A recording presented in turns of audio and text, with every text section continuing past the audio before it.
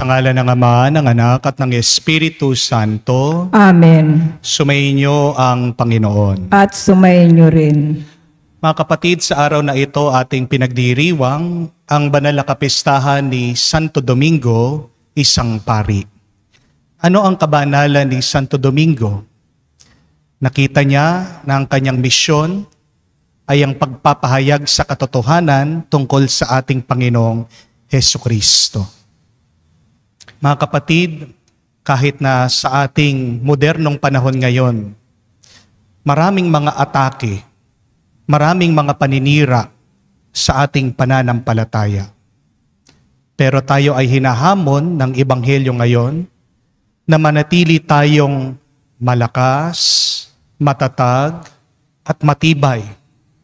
Dahil lahat ng paninira sa ating pananampalataya, sa ating pagkatao, ay nanggagaling sa masama. Kung pagbibigyan natin ng masama, tayo ay sisirain nito. Nag-uumpisa paloob, palabas. Kaya naman, hilingin natin muli ang tulong ng Diyos sa banal na misang ito, lalong-lalo na sa panalangin ni Santo Domingo, na manatili tayong tapat, kumakapit sa Diyos, tapat na tumatayo sa ating mga pananampalataya. Sa mga pagkakataon na kung saan, naisip natin na maliit na bagay lang ang kasalanan. Kaya naman ito ay pinapasok natin sa ating isip at puso. Hilingin natin muli ang awa, pagpapatawad ng Diyos, para makita tayong karapat-dapat makatanggap sa mga banal na misteryo.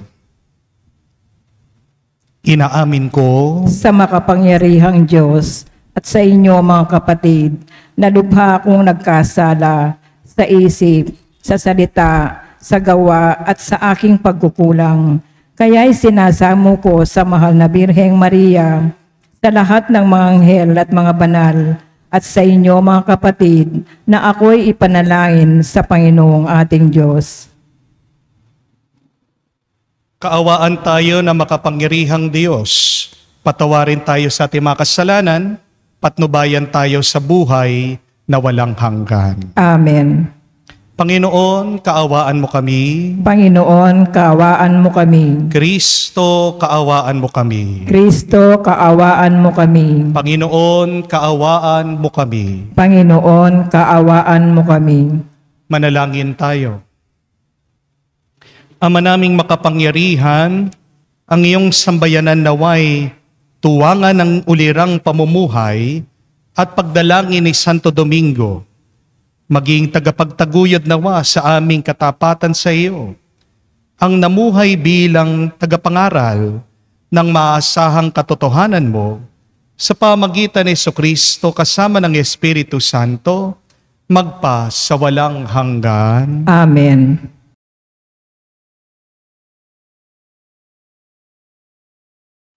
Pagbasa mula sa aklat ni Propeta Jeremias. Sinabi ng Panginoon, darating ang panahon na gagawa ako ng bagong pakikipagtipan sa Israel at sa Huda. Ito'y di gaya ng tipang ginawa ko sa kanilang mga ninuno. Nang ilabas ko sila sa Ehipto, bagamat sumira sila sa kasunduan namin. Nagtiyaga ako sa kanila. Ganito ang gagawin kong tipan sa Israel. Itatanim ko sa kanilang kalooban ang aking kautusan. Isusulat ko sa kanilang mga puso. Ako'y magiging kanilang Diyos, at sila ay magiging bayan ko. Hindi na nila kailangang turuan ang isa't isa upang makilala ang Panginoon. Lahat sila, dakila't hamak, ay makakakilala sa akin, sapagkat patatawarin ko sila sa kanilang maling gawain, at hindi ko na sila gugunitain pa ang kanilang kasalanan. Ang salita ng Diyos. Salamat sa Diyos. Diyos ko sa aking likhain, tapat sa puso't loobin. Diyos ko sa aking likhain, tapat na puso't loobin. Isang pusong tapat sa aking likhain, Bigyan mo, O Diyos, ng bagong damdamin. Sa iyong arapay, huwag akong alisin. Ang Espiritu mo ang papaghariin. Diyos ko sa aking likahin, tapat na puso't loobin. Ang galak na dulot ng iyong pagliligtas, ibalik at ako ay gawin mong tapat. Kung magkagayon na, aking tuturuang, sa iyo lumapit ang makasalanan. Diyos ko sa aking likahin, tapat na puso't loobin.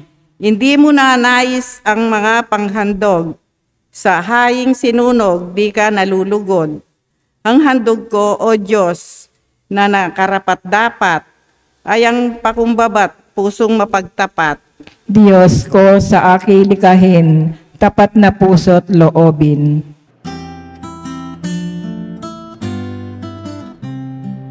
Alleluia, alleluia, alleluia, alleluia, alleluia, alleluia, alleluia, alleluia, alleluia, alleluia, alleluia. Ikaw, Pedro, ang saligan ng aking simbahang banal, na daig ang kamatayan. Sumainyo ang Panginoon. At sumainyo rin. Ang mabuting balita ng Panginoon ayon kay San Mateo. Papuri sa iyo, Panginoon. Nung panong yun, nang dumating si Jesus sa lupain ng Caesarea ng Filipos, tinanong niya ang kanya maalagad, sino raw ang anak ng tao ayon sa mga tao? At sumagot sila, ang sabi po ng ilan ay si Juan Bautista kayo. Sabi naman ng iba, si Elias kayo. At may nagsasabi pang si Jeremias kayo o isa sa mga propeta. Kayo naman, ano ang sabi ninyo, sino ako? Tinanong niya sa kanila. Sumagot si Simon Pedro, kayo po ang Kristo, ang anak ng Diyos na buhay. Sinabi sa kanya ni Jesus, mapalad ka Simon na anak ni Jonas, sapagkat ang katotohanan ito ay hindi inihayag sa iyo ng sino mang tao, kung hindi ang aking Ama na nasa langit. At sinasabi ko naman sa iyo, ikaw ay Pedro, at sa ibabaw ng batong ito ay itatayo ko ang aking simbahan at hindi makapananaig sa kanya kahit ang kapangyarihan ng kamatayan. Ibibigay ko sa iyo ang mga susi ng kaharian ng langit. Ang ipagbawal mo sa lupa ay ipagbabawal sa langit. Ang ipapahintulot mo sa lupa ay ipapahintulot sa langit.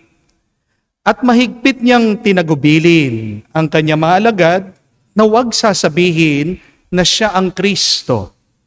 Mula noon ay pinaalam na ni Jesus sa kanya mga alagad na dapat siyang magtungo sa Jerusalem at magbata ng maraming hirap sa kamay ng mga matatanda ng bayan, na mga punong saserdote at na mga iskriba, at kanilang ipapapatay siya.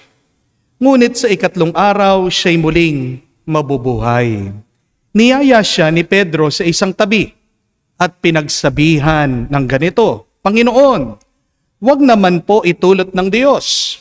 Hindi po dapat mangyari ito sa inyo. Ngunit hinarap siya ni Jesus at sinabihan, lumayo ka, Satanas, hadlang ka sa aking landas. Ang iniisip mo ay hindi sa Diyos, kung hindi sa tao. Mga kapatid, ang mabuting balita ng ating Panginoon. Pinupuri ka namin, Panginoong Hesukristo. Magandang araw po muli sa inyong lahat. At magandang araw din po, binabati natin lahat ng ating mga kapatid na sumusubaybay sa ating Daily Mass online sa YouTube at sa Facebook.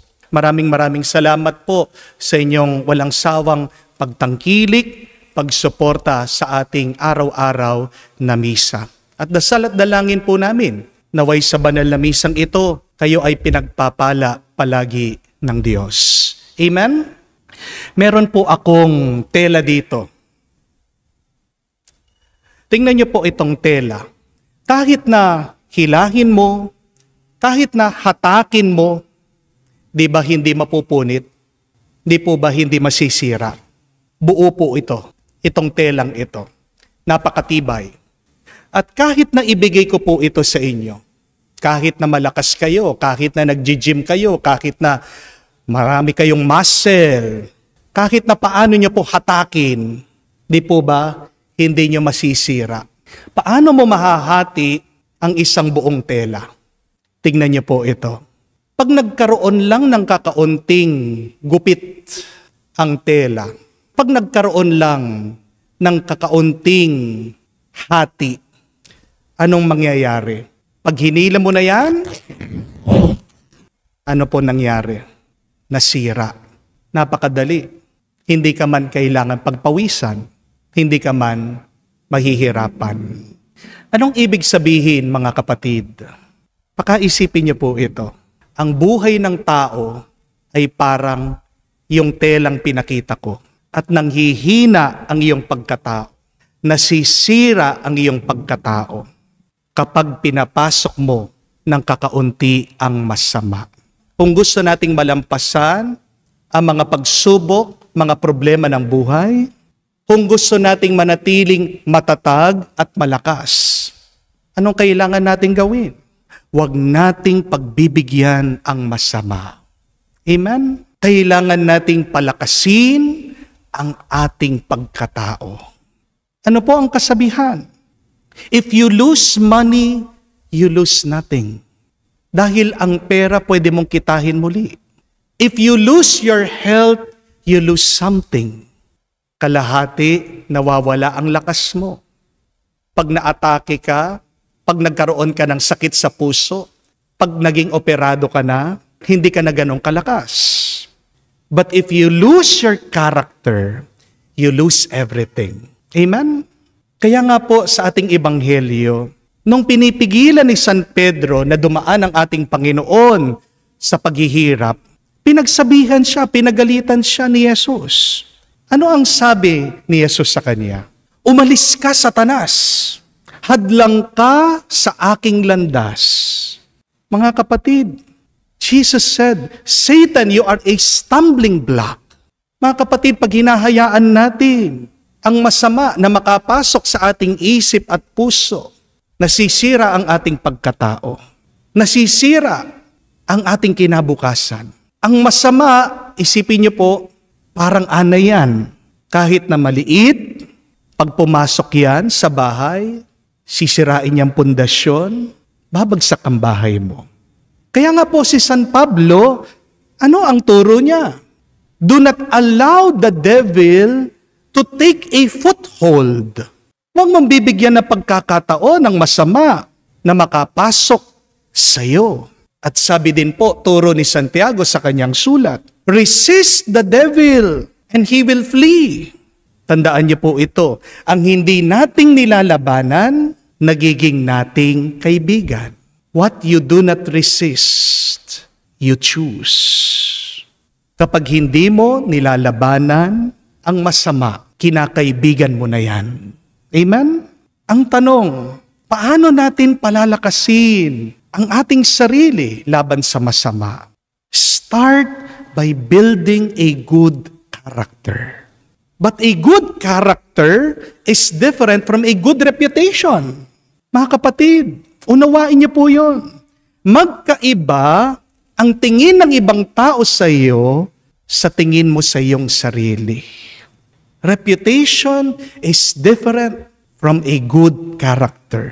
Hindi ikaw ang tingin ng ibang tao sa iyo.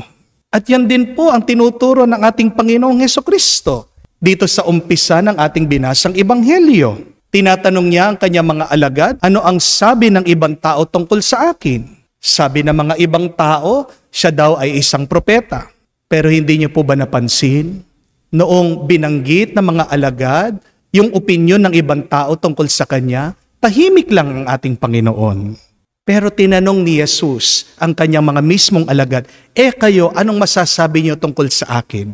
Sumagot si Pedro. Ano ang sabi niya? Ikaw ang anak ng Diyos. Dito po, pinuri na ng ating Panginoon si Pedro. Dito po, nagsalita na, nag-react na, tumugon na si Jesus. Tingnan niyo po yon mga kapatid. Mas mahalaga para sa Panginoon ang kanyang pagkatao kaysa sa tingin ng ibang tao tungkol sa kanya. I hope and pray that you would value more your character than your reputation. The difference between reputation and character is this. Reputation is what people think who you are, but your character is who you truly are. And we are invited, be silent about what other people think about you. Only acknowledge who you truly are. Isang pagkakamali po natin yan, na iniisip natin, ikaw ang sinasabi ng ibang tao tungkol sa iyo. Hindi po totoo yan. Dahil hindi naman lahat ng sinasabi ng ibang tao ay totoo. Amen? Madalas ang ibang tao sinungaling. Kung maniniwala ka sa sinasabi ng ibang tao, pinaniniwalaan mo ang kasinungalingan nila. Amen? Mga kapatid, huwag po kayong magagalit, huwag kayong magre-react, huwag kayong maiinis, huwag kayong malulungkot kung may sinasabi ang ibang tao tungkol sa inyo.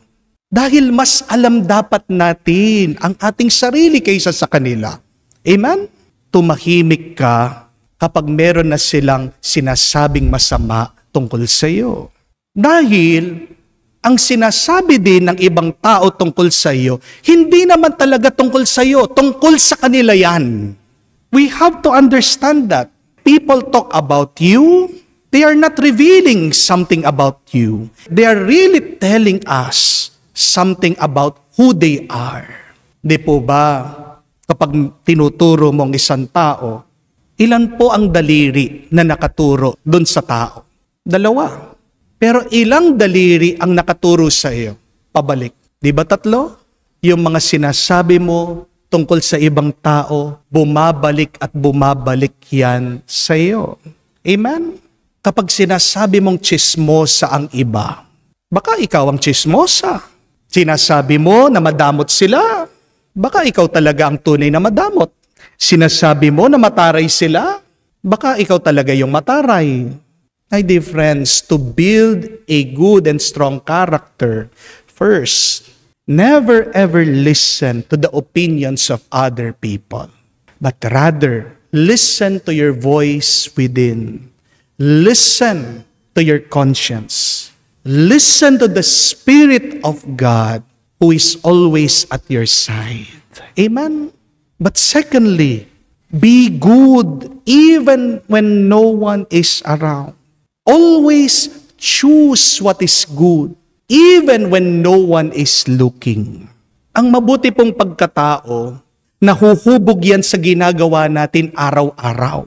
Lalong-lalo na kapag walang nakakakita. Amen? Ang kasabihan nga, character is who you are when you are in the dark. Kung sino ka sa dilim, ikaw talaga yan. Mayroon pong isang kwento tungkol sa isang mayaman na may-ari ng isang kumpanya. Siya po ay naghahanap na magiging CEO niya. Napakarami po nang nag-apply at pagkatapos po ng interview, ng mga pagsusulit, natira na lang po 2 kandidato. Ito pong 2, very qualified, napakatalino, marami na rin po silang naging achievement sa kanilang buhay. Pero nahihirapan po itong mayaman sinong kanyang pipiliin dito sa 2. Kaya itong mayaman, inutusan muna itong 2 kandidato ang umuwi muna sila. Ang hindi nila alam, nag-hire po itong mayaman ng private investigator. Pinag-aralan yung buhay nitong 2, kung ano yung ginagawa nila araw-araw. At alam niyo po kung ano yung natuklasan nila. Yung isang nag-a-apply, yung isang kandidato, napakabait sa mga katrabaho. Pagkatapos niyang magtrabaho, uuwi agad, kasamang pamilya, madasalin, palasimba. At pagkatapos, kung meron po siyang free time, nag-exercise pa. Habang yung pangalawa, ang natuklasan nila, napakasungit sa mga empleyado. Palaging mainitin ang ulo. Palamura. Pagkatapos ng trabaho, kahit na meron po siyang pamilya, meron pong tinatago, may kulasisi siya. May other woman, nambababae. At minsan, may mga gabi na siya'y magbibisyo, sumusugal. Dito po nalaman ng mayaman kung ano talaga yung tunay nilang pagkatao. Ang tanong, sa tingin niyo po, sino yung pinili ng mayaman na maging CEO ng kanyang kumpanya? Siyempre yung mabait at yung magalang na kandidato. Na kahit na walang nakakakita, na kahit na walang nakatingin, kahit na walang nakabantay. Mga kapatid, mas marami tayong malalaman tungkol sa isang tao kapag walang nakatingin sa kanila. Hindi po ba? What we do when nobody is looking reveals who we truly are. Magandang itanong po yan. Magandang suriin natin ang ating sarili. Ano ang ginagawa ko pag walang nakatingin? Ano ang ginagawa ko pag walang nakabantay? Yung paulit-ulit mong ginagawa kahit na walang nakatingin at nakabantay, tandaan niyo po, kayo yan. Who are you really? Check. See, evaluate yourself. What am I doing when no one is around? When no one is looking? When no one is checking? Maaaring maloko natin ang mga ibang tao. Pwede tayong magsuot ng maskara. Pwede naman po tayong magbalat kayo. Pero alam niyo po kung sino yung hindi natin maloloko sa buhay. Dalawa, ang Diyos at ang sarili mo. Remember that. Many times we can fool other people, but we can never fool God. We can never fool ourselves. Tandaan niyo po, people will be impressed by your riches, but God can only be impressed by our character. Gusto mong mapabilib ang Diyos? Gusto mong mamangha ang Panginoon sa iyong ginagawa? Umpisan mo, bigyan mo ng oras at panahon. Gawin mo pang mas mabuti ang iyong pagkatao. Tanong, saan daw po magandang mag-invest ngayon? Sa lupa? Sa alahas? Ginto? Silver? Sa stock market? Saan po? Bigyan ko po kayo ng advice. Ang pinakamagandang investment ngayon ay ang iyong pagkatao. Dahil tandaan niyo po, mga kapatid, lahat ng mga kayamanan dito sa mundo, mawawala yan, iiwan natin yan, minsan nanakawin, minsan mawawala ng value, ng halaga.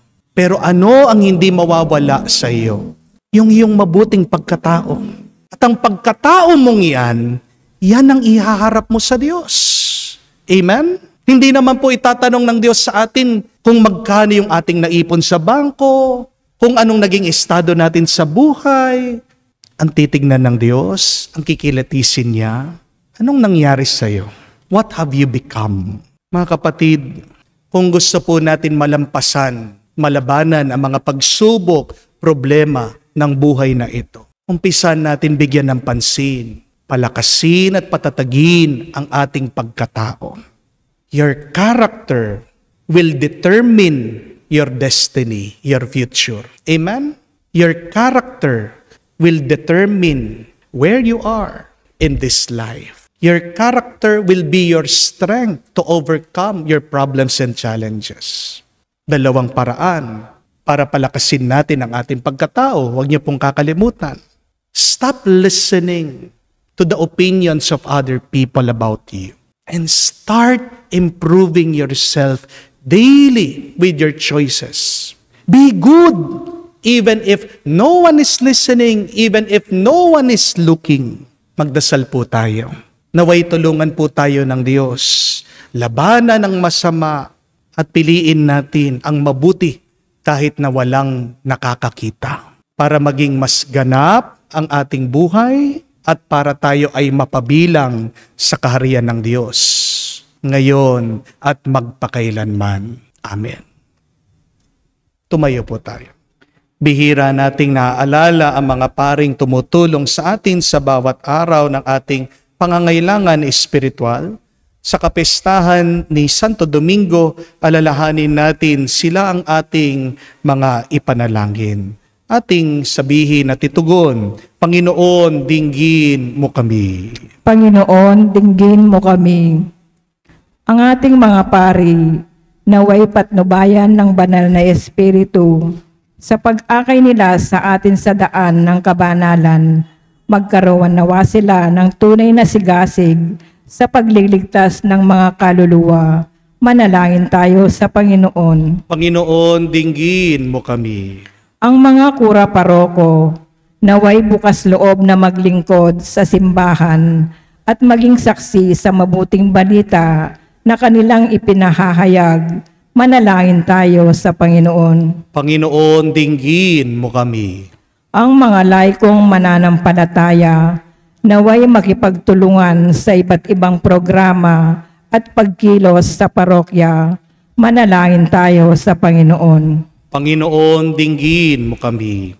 Sa katahimikan po ng ating puso, banggitin din natin sa Diyos ang ating mga personal na intensyon at pangangailangan. Panginoong Diyos, sa tulong ng mga panalangin ni Santo Domingo, gabayan at pangalagaan mo ang aming mga pura paroko. Hinihiling namin ito sa pamamagitan ni Kristo, aming Panginoon. Amen.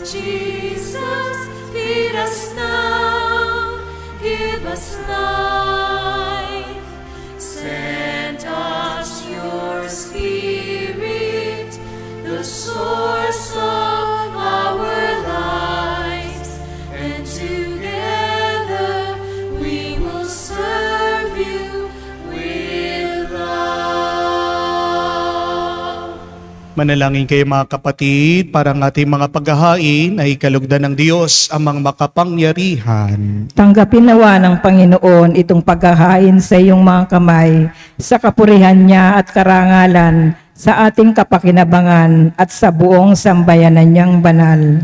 Ama naming lumikha, ang mga inihahain naming panalangin ay tunghayan mong pakundangan sa pakikiusap ni Santo Domingo. Sa katatagang dulot ng paghahaing ito, pagtibayin mo ang mga nagtatanggol sa pananampalataya, pakundangan sa pagtatangkilik ng kagandahang loob mo sa pamamagitan ni Jesucristo kasama ng Espiritu Santo magpa sa walang hanggan. Amen. Sumainyo ang Panginoon. At sumainyo rin. Itaas sa Diyos sa inyong mga puso at diwa. Itinaas na namin sa Panginoon. Pasalamatan natin ang Panginoong ating Diyos. Marapat na siya ay pasalamatan. Ama naming makapangyarihan, tunay nga marapat ikaw ang aming pasalamatan. Ikaw ang nagniningning sa piling ng mga banal na kinararangal mo sa kanilang kabutihan.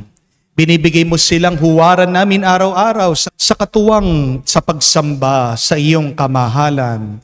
Sa pamamagitan ng anak mong si Jesucristo, kami naliligid sa mga banal na tao.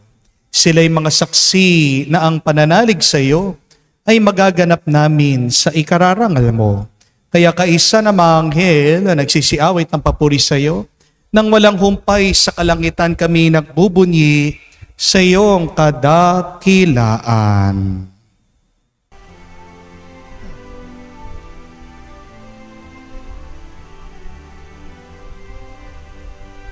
Santo, Santo, Santo, Panginoong Diyos ng mga hukbo, napupuno ang langit at lupa ng kadakilaan mo. Hosana, Hosana, sa kaitaasan, pinagpala ang naparirito sa ngalan ng Panginoon.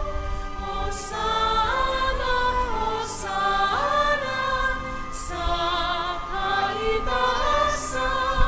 Hosana, Hosana, sa kaitaasan. Ama naming banal, ikaw ang bukalan tanang kabanalan. Kaya't sa pamamagitan ng iyong Espiritu, gawin mong banal ang mga kaloob na ito upang para sa amin maging katawan at dugo ng aming Panginoong Hesu Kristo. Bago niya pinagtiis ang kusang loob na maging handog, hinawakan niyang tinapay, pinasalamatan kanya, pinaghati-hati niya iyon at inabot sa kanya malagad at sinabi, "Tanggapin ninyong lahat ito at kanin.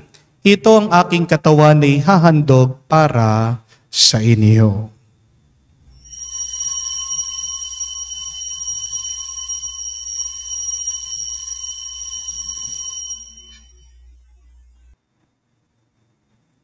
Gayon din naman nung matapos ang hapunan, hinawakan niya ang kalis, muli kanyang pinasalamatan, inabot niyang kalis sa kanya malagad at sinabi, "Tanggapin ninyong lahat ito at inumin. Itong kalis ang aking dugo ng bago at walang hanggang tipan. Ang aking dugo na ibubuhos para sa inyo at para sa lahat. Sa ipagpapatawad ng mga kasalanan, gawin ninyo ito bilang pag-aalaala sa akin."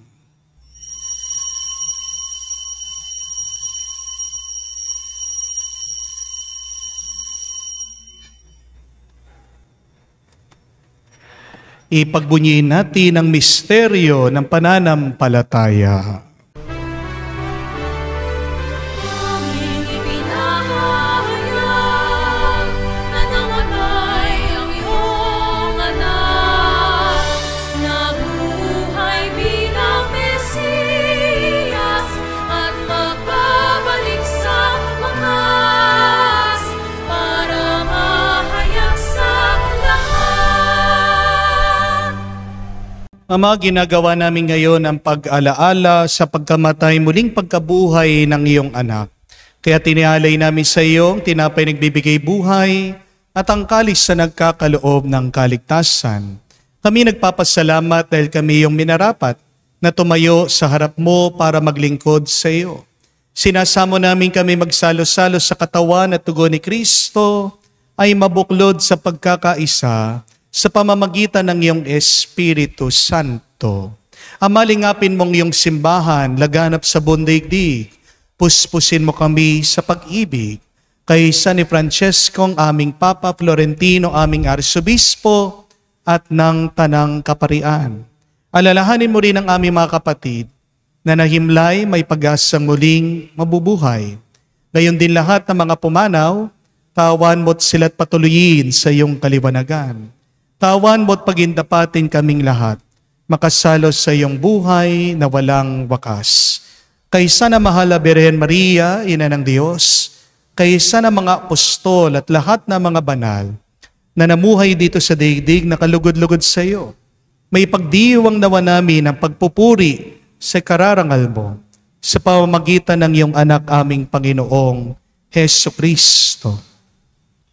sa pamamagitan ni Kristo, kasama niya at sa Kanya, ang lahat ng parangal at papuri ay sa iyo, Diyos Ama, makapangyarihan, kasama ng Espiritu Santo, magpasawalang hanggan.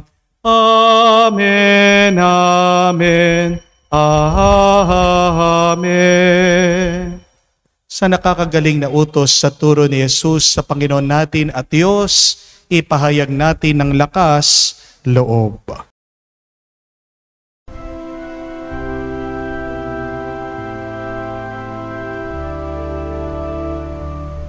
Ama namin, sumasalangit ka, sambahin ang ngalan mo, mapasa amin ang kaharian mo, sundin ang loob mo dito sa lupa, para nang sa langit. Bigyan mo kami ngayon ng aming kakanin sa araw-araw, at patawarin mo kami sa aming mga sala, para ng pagpapatawad namin sa nagkakasala sa amin. At huwag mo kaming ipahintulot sa tukso, at iadya mo kami sa lahat ng masama.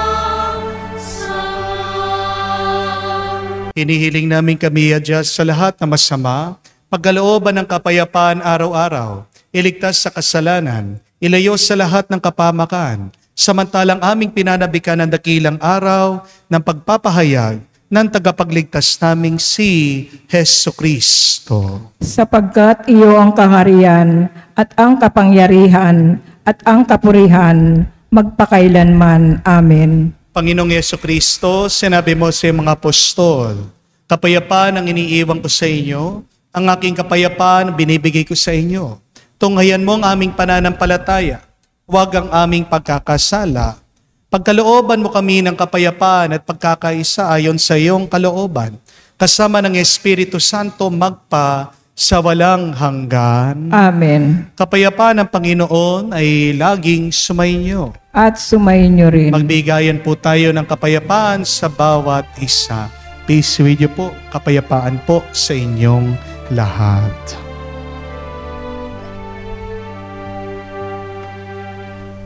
Kordero ng Diyos na nag-aalis ng mga kasalanan ng sanlibutan, maawa ka sa amin, maawa ka sa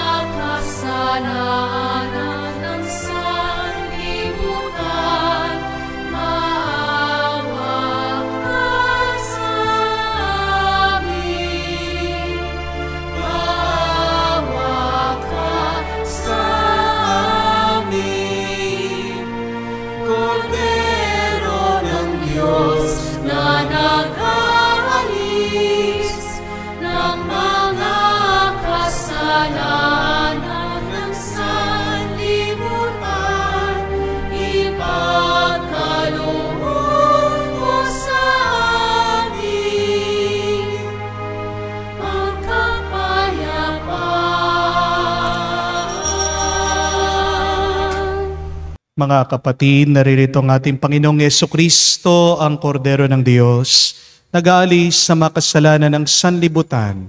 Mapalad tayong lumalapit sa piging ng Kordero.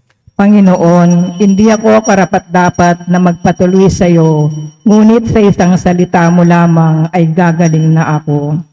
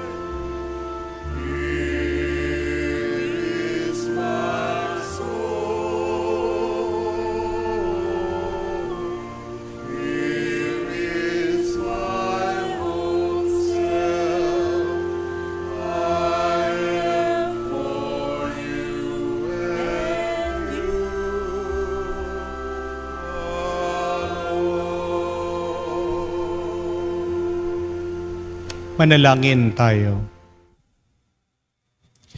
Ama naming mapagmahal, ang lakas na dulot ng piging mong banal. Ngayong ginugunita namin si Santo Domingo, ay lubusan nawang pakinabangan ng iyong sambayanan, na napariwara at napamunga sa kanyang pangangaral. At naway matulungan ang kanyang pagdarasal sa pamamagitan ni Jesucristo kasama ng Espiritu Santo, magpa sa walang hanggan. Amen. Kami po ay lumaki na mahirap. Alam niyo po yan. Nung ako po ay nag-aaral, baon na baon kami sa utang. Isang dahilan ng mga pinagkautangan namin, isang dahilan bakit kami ay palaging umuutang, ay dahil pinag-aral kami sa exclusive school, Catholic schools. Pero hindi po nanghinayang yung aking mga magulang. Dahil ang paulit-ulit ko naririnig sa kanila na ang maipapamana lang nila sa amin ay ang isang magandang edukasyon. The greatest wealth that one can give to their children is a good and quality education. Sa edukasyon, diyan din nahuhubog yung ating pagkatao. Dahil tandaan niyo po, what you think becomes what you say becomes what you do becomes your habit becomes your second nature, and your second nature becomes your character. Yung pagkatao mo, nag-uumpisa diyan sa iyong mga iniisip. Kaya, palagi nating isipin, kung tayo din ay mag-i-invest, mamumuhunan, umpisan mo sa iyong pagkatao. Dahil pag matibay, matatag, ang iyong pagkatao, malalampasan mo anuman ang problema at pagsubok ng buhay. Di po ba yung mga nagpapakamatay? Anong sinasabi ng ibang tao? Bakit nagpakamatay sila? Mahina kasi siya. Mahina. Saan mahina? Doon sa kanyang pagkatao. Kung malakas lang ang pagkatao, edi sana nakayanan niya ano man yung hirap ng buhay. Di po ba? Pero wag nating kalimutan na tumitibay din ang ating pagkatao sa pamamagitan ng ating naririnig. Wag mo masyadong pakinggan yung opinyon ng ibang tao tungkol sa iyo. Kasi gusto ng ibang tao sila lang yung magaling. Gusto ng ibang tao sila lang yung nakaangat. Kaya tayo ay makakarinig at makakarinig ng mga masasamang salita tungkol sa atin dahil pilit tayong binababa. Dahil nakikipag-unahan ng ibang tao. Kung masyado mong pinakikinggan, pinaniniwalaan ang opinyon ng ibang tao, masisira ang loob mo. Isa lang dapat ang palagi nating unahing pakinggan at unawain ang salita ng Diyos.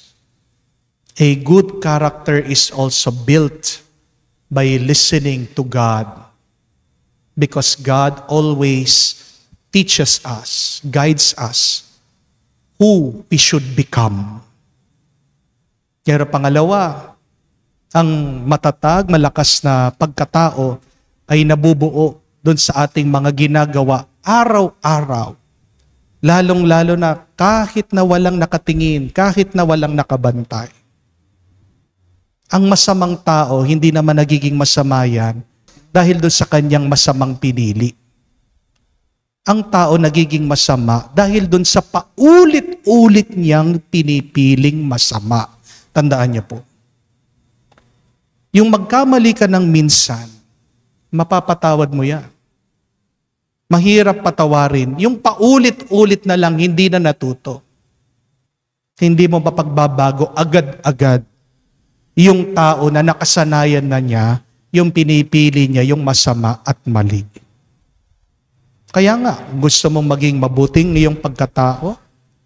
Make it a habit to choose rightly, to choose correctly, to choose what is holy every day. Dahil pag matibay na ang iyong pagkatao, ano ang bunga niyan? Masayang buhay, malusog na buhay, banal na buhay. Amen? Ang assignment ko po sa inyo, bigyan nyo ng oras at panahon ngayong araw. Ano ba yung mga ginagawa ko, pinipili ko? Pag ako lang yung mag-isa, pag walang nakatingin, pag walang nakabantay. Suriin nyo pong yung sarili. Yan ang tunay nyong pagkatao. Yung pagwala na nakabantay. Pero tandaan niyo po, maaari mong maloko ang ibang tao, pero hindi mo maloloko ang sarili mo at ang Diyos. Sumayin niyo ang Panginoon. At sumayin niyo rin. At kayo ay basbasan ng Diyos, makapangyarihan sa lahat, sa ngalan ng Ama, ng Anak, ng Espiritu Santo. Amen. Ang ating misa ay natapos na. Humayo kayo sa kapayapaan ni Kristo. Salamat sa Diyos.